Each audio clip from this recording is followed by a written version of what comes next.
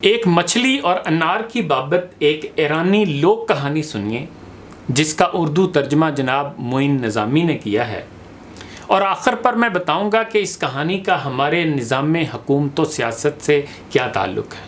ایک ندی تھی اور اس کے کنارے انار کا ایک درخت پر کچھ انار لگے ہوئے تھے اور ندی میں کچھ مچھلیاں بھی دمیں ہلاتی رہتی تھیں۔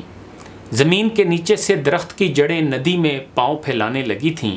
مچھلیوں نے کئی بار اناروں سے کہا تھا کہ ہمارے گھر میں ٹانگیں نہ پھیلائیے، لیکن انہوں نے سنی انسنی کر دی تھی۔ مرتا کیا نہ کرتا، مچھلیوں نے طے کر لیا کہ درخت کی جڑیں چبا ڈالی جائیں۔ مچھلیوں نے جڑیں چبانا شروع کر دیں۔ اناروں نے آسمان سر پہ اٹھا لیا کہ یہ کیا حرکت ہے۔ اب کی بار مچھلیوں نے سنی انسنی کر دی۔ اناروں نے سخت دھمکیاں دیں۔ مچھلیوں نے کہا جو کرنا ہے کر لیجئے۔ اناروں نے آپس میں صلاح مشورہ کیا اور ان میں سے ایک انار نے خود کو ایک مچھلی پر گرا لیا۔ مچھلی کا سر پھٹ گیا، خون بہنے لگا، ساری ندی سرخ ہو گئی۔ مچھلیوں نے انار کو پکڑ کے باندھ لیا۔ اناروں نے احتجاج کیا کہ تمہیں ہمارے ساتھی کو گرفتار کر لینے کا کوئی حق نہیں پہنچتا۔ آخر ہم ایک ملک میں رہتے ہیں جس کا کوئی قانون ہے، قاضی ہے۔ ایک مچھلی نے کہا تمہیں کس نے حق دیا تھا کہ ہمارے گھر میں ٹانگیں پھیلاؤ؟ ایک انار کہنے لگا پانی صرف تمہارا تھوڑی ہے، ہمارا بھی تو ہے۔ یہ ندی تمہاری پیدائش سے پہلے کی موجود ہے اور ہم بھی اسی وقت سے موجود ہیں۔ مچھلیاں کہتی رہیں کہ تم اناروں نے زیادتی کی ہے، تم نے ہماری ساتھی بیچاری کا سر پھوڑ دیا ہے۔ بات کسی طرف نہ لگی اور ان میں تو تکار بڑھ گئی۔ آخرکار قاضی کے پاس پیش ہونا طے پایا۔ سر پھٹی مچھلی اور ہاتھ بندھا انار قاضی کے ہاں جا پہنچے۔ قاضی کے پاس کئی اور مدعی اور ملزم بھی جمع تھے۔ انہیں دیکھتے ہی قاضی کی رال ٹپکنے لگی اور اس نے کہا آئیے آئیے، کہیے کیا مسئلہ ہے۔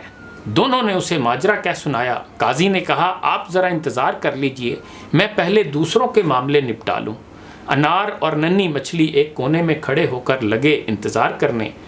قاضی کام ختم کر کے ان کے پاس آیا۔ اس نے دونوں کے منہ ماتھے پر ہاتھ پھیرا، بہت دلاسا دیا اور پھر اپنی بیوی کو آواز دے کر کہا بیگم توے پر خوب گھی ڈال کر چولہے پر چڑھا دو، دوپہر کو ہم مچھلی کھائیں گے، اور ہاں سنو یہ انار بھی لے جاؤ، اس کا رس مچھلی پر چھڑکیں گے تو اور ہی مزہ آئے گا۔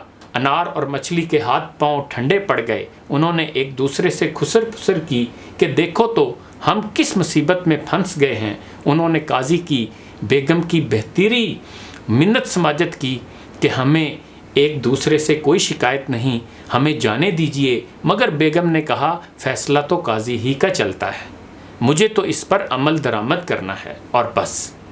یہ کہہ کر اس نے مچھلی کی کھال اتاری اور اسے توے پر چڑھا دیا۔ مچھلی بیچاری تڑپتی پھڑکتی رہی۔ پھر اس نے انار کو پکڑ کر اس کا رس نکالا اور تلی ہوئی مچھلی پر چھڑک دیا۔ قاضی اور اس کے بیوی بچوں نے خوب ڈٹ کر کھانا کھایا۔ خبر اناروں اور مچھلیوں تک بھی پہنچ گئی۔